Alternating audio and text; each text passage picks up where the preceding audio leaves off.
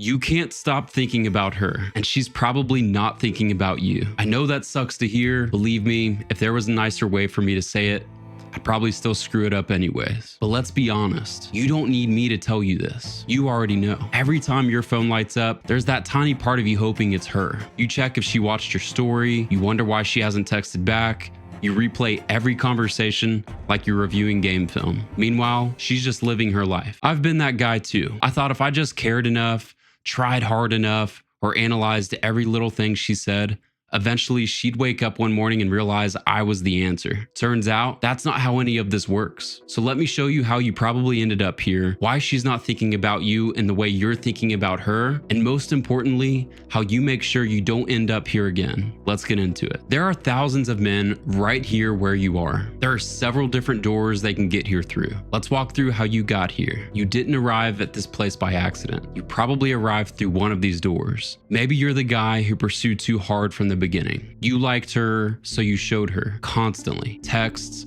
calls, plans, availability. You made sure she always knew she was a priority. You made her the priority. And somewhere along the way, she started pulling back. Not because she didn't appreciate it, but because she could feel that you had nothing else holding you up. You weren't a mountain she could lean on. You became a mirror, just reflecting whatever she needed back at her. Or maybe you're the guy who took the friendship path. You liked her, but you were afraid to make it clear, so you became her safe space, her confidant, the guy she vents to about other men. You told yourself, if I'm just patient, if I'm just consistent, she'll eventually see. She won't.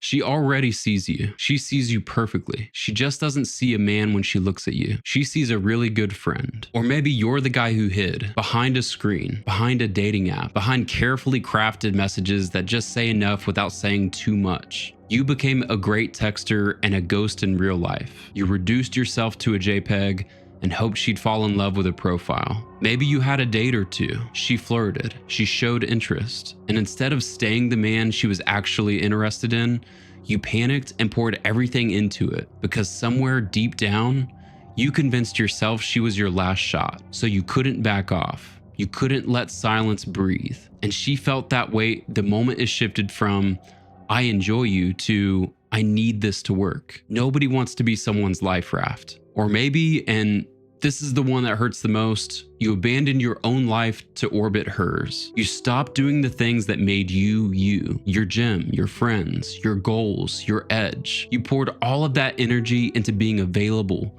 being present, being whatever she needed. And the irony, the man she was originally drawn to, the one with his own life, his own direction, his own fire, that man slowly disappeared. You didn't lose her. You lost yourself, and she felt it before she even understood it. If one of those hits you, good. That means you're in the right place. You have to first know why the check engine light is on before you can start fixing. Now, here's where everything shifts. You've been thinking about this wrong. Not because you're stupid, because the story you've been telling yourself feels logical. You think the problem is, she doesn't see my value, or she's distracted by other guys, or if I just show her more, she'll come around. The problem isn't her. The problem is who you became. We don't even need to imagine a romantic situation to understand how this feels. Think about it this way. You walk into a room and there's a man across from you. Maybe he's your friend's older brother. Maybe he's a guy you just met. He asks you a question, and then he actually listens. He's not looking over your shoulder for someone more important. He's not rushing to tell you his version.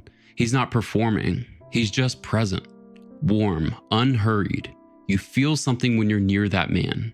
You feel safer, not because he said anything profound, because he made you feel like you were the only person in the room worth paying attention to. And here's what's wild. He wasn't trying to make you feel anything. That's just who he is. Now, imagine a different man, same room. He laughs a little too hard at every joke. He's constantly fidgeting and checking his phone.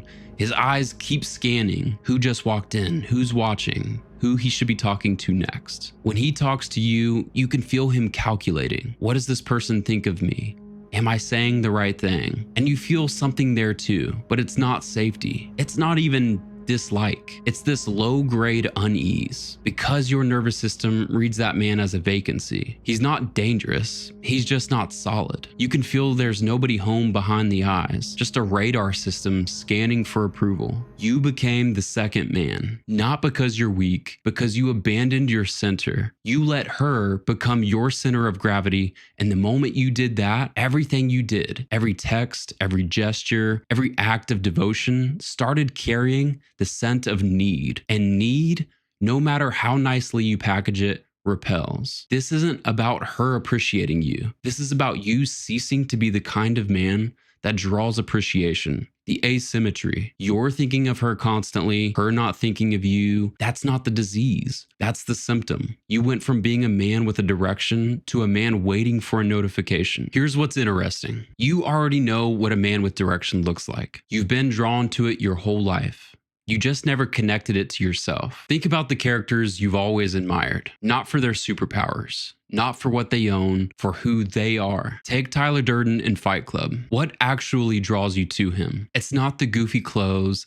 It's not the cool car at the beginning. It's not the hair. It's that he's completely unconcerned with what the world tells him he should be. He likes what he likes. He does what he wants. He pursues what matters to him, regardless of how the world may view it. At the beginning of that movie, it's Edward Norton calling him, not the other way around. Tyler was the most grounded person he knew, despite having known him for only a few hours. That's not an accident. That's what draws you in. Or take Robert Downey Jr. in Iron Man. He tells you exactly where he stands. It's one thing I've proven, is that you can count on me to pleasure myself. He's AC/DC. He's constantly in his basement, building things he's interested in with Jarvis. He marches to his own beat, and he doesn't apologize for it. Now, obviously, this is Hollywood. I don't actually recommend living as inward and detached as Tyler Durden. I don't recommend living as selfishly as Iron Man before he became a team player. In fact, Christ commands us to love our neighbor as ourselves. That's not going to be optional if you're going to live a life with meaning. But here's what you can take from these men: the self-assuredness, the immovable direction, the quality of a man who knows who he is and doesn't need the world to confirm it. You couldn't pay these men to care about your likes and hearts. You can adopt that without becoming a jerk, without pretending to be someone you're not, without creating some stupid facade. The goal isn't to play a character. The goal is to become the version of you that has the same unshakable core, directed, grounded, and unconcerned with performing for approval. So what do we actually build? Because I told you this isn't about technique. And I meant that. You can't fake your way into being the man women are drawn to. You can't neg and trick your way into winning a woman's heart. Eventually, you have to be a person. You have to build the man. And there are 3 pillars. Pillar 1, emotional stability. This doesn't mean you don't feel. It means your feelings don't drive the car. A woman says something that stings. You don't react. You don't retaliate. You don't spiral. You hold. You breathe. You respond from a place of groundedness. So not from a place of defense. Why does this matter? Because women are emotionally intelligent. They can feel your state before you open your mouth. And when she senses that her words, her moods, her distance can knock you off your center, she doesn't feel safe with you. She might not even know why. She just feels it. She feels like she is the stronger one in the dynamic. And no matter how much she likes you as a person, she won't be drawn to you as a man if she feels like she's holding the frame. Emotional stability is the foundation. It says, I can handle whatever you bring. I don't need you to be careful with me. Pillar 2, unhurried presence. This is the one most men completely misunderstand. Being unhurried doesn't mean being slow. It means being non-reactive to time pressure. You're not rushing to reply. You're not rushing to fill silence. You're not rushing to prove yourself. You move through life at your own pace because your pace is the right pace. When you're with the woman and there's silence, you don't panic and fill it. When she tests you, and she definitely will, you don't scramble to justify yourself. You let the moment sit. The quality of presence tells her something words never could. This man is not afraid of this moment. That's magnetic. Think about it like a movie. Every desirable leading man has one thing in common. He's never rushing. He's not frantic. He's not begging for the scene to go his way. He's present. He's grounded. He's the eye of the storm. That's not a performance. That's a man who has built something inside himself that doesn't collapse when the pressure rises. Pillar 3, outcome independence. This is the one that feels backwards, so listen carefully. The man who is most attractive to a woman is the man who does not need her to be happy, not because he's cold, not because he doesn't care, but because his life is full. His purpose is his anchor. His relationships, his mission, his growth, these are his center. A woman is not his center. She's an addition to an already complete life. When a man needs a woman to feel whole, everything he does carries that need. Every compliment, every gift, every act of devotion, it all has an invisible string attached, and women feel those strings. They feel the weight of being your source of happiness, and that weight is the opposite of attraction. It's obligation. When a man doesn't need her, when he genuinely would be fine without her, every gesture becomes a gift instead of a transaction. He's not giving to get, he's giving because he wants to, and that changes the entire energy of the dynamic. These three pillars, emotional stability, unhurried presence, outcome independence, they're not tricks. They're not lines. They're the natural expression of a man who's done the work to build a life he's grounded in. And when those three things are real in you, you don't have to chase. You don't have to perform. You become the kind of man women are drawn to, not because you did something, but because you became something. Some of you are thinking, that sounds good, Jake, but it feels retarded. Where's the actual proof? Let's talk about what's actually happening in her body, because this isn't theory, this is biology. There's a term for this in psychology called neuroception. I'm not gonna pretend like I knew what that word meant, but Google did, and here's what it means for you. A woman's nervous system is constantly scanning her environment, entirely below her conscious awareness. It's her biology asking one question on repeat. Am I safe to drop my guard with this man? When you're emotionally reactive, when her mood instantly shifts yours, when her distance panics you, or when her silence sends you spiraling, her nervous system detects a threat, not a physical threat, but a signal of instability. Her brain reads, this man cannot regulate his own emotions. If a crisis hits, he might collapse. If I need to lean on him, we won't have the baseline strength to hold. Her body responds to that signal by pulling away. She might not even know why on a conscious level. She just tells her friends,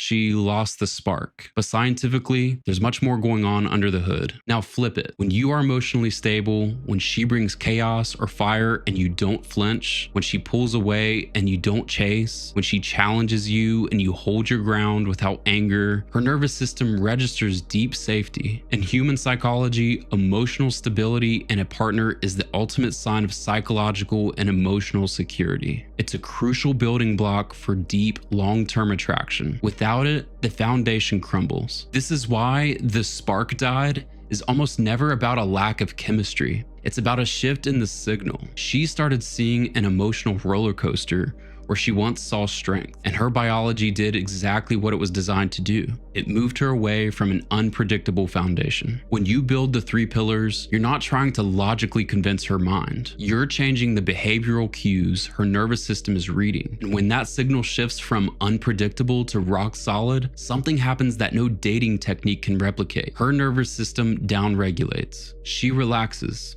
She opens up. She leans in, not because you tricked her, but because her biology finally verified what her mind couldn't articulate. This man is safe. So how do you know when it's working? How do you know when you're actually becoming this man and not just telling yourself you are? Here are the signs. You stop checking your phone for her name, not because you're forcing yourself not to, but because you genuinely forgot. You were busy living. That's when you know the pillars are becoming real, not performed. You stop rehearsing conversations. You stop planning what to say, how to say it, what angle to take. You just speak. Whatever comes out is fine because it came from a grounded place. She reaches out first. Not always, but she starts. Because when you stop orbiting, gravity shifts. She feels the absence of your need, and instead of relief, she feels curiosity. Where did he go? Why doesn't he need me anymore? That curiosity is the seed. Now, the woman you're thinking about right now, the one who brought you to this video, can you turn it around with her? Maybe. I'm not gonna lie to you and say definitely, but maybe. Here's what it's gonna cost you. Everything that feels right, you need to stop doing. Every instinct you have to reach out, to explain, to show her you've changed, to prove you're different now, suppress all of it. Because here's the truth. She doesn't need to hear that you've changed. She needs to feel it. And she can only feel it if you give her space to feel your absence. Not as a tactic, not as a game, but because you're genuinely building a life that doesn't orbit her. This is the non-intuitive part. Everything in you screams, if I pull away, I'll lose her completely. But the irony is, You've already lost the version of you she was drawn to. You can't lose what's already gone. What you can do is rebuild it. And if she's still in your life in any capacity, even a small one, she'll feel the shift, not from your words, from your presence, from the fact that you stopped being available in every way that made you invisible. It takes discipline. It takes you doing things that feel completely wrong at first, because every part of your body is going to say, reach out, fight for her, show her, like Hollywood taught you. And the right move, the hard move, is to invest that energy into becoming the man she'd regret losing. Not for her, for you. Let's evolve. Let the chips fall where they may. Here's what I want you to walk away with. The man who doesn't need her approval is the man she'll seek approval from. Not because he played a game, because he became something real, something solid, something she can lean on without fear it'll collapse. You're not broken, you just abandoned your center, and you can rebuild it. Here's the thing, this work is hard to do alone. You need someone who's been through it, who can see the blind spots you can't see, who can call you out when you slip back into old patterns. If you're serious about becoming this man, not just for her, but for yourself, book a free assessment call in the link in the description. We'll talk about where you are, where you want to be, and what it's going to take to get there. No gimmicks, no lines, just the work. I'm Coach Jake, and I'll see you in the next one.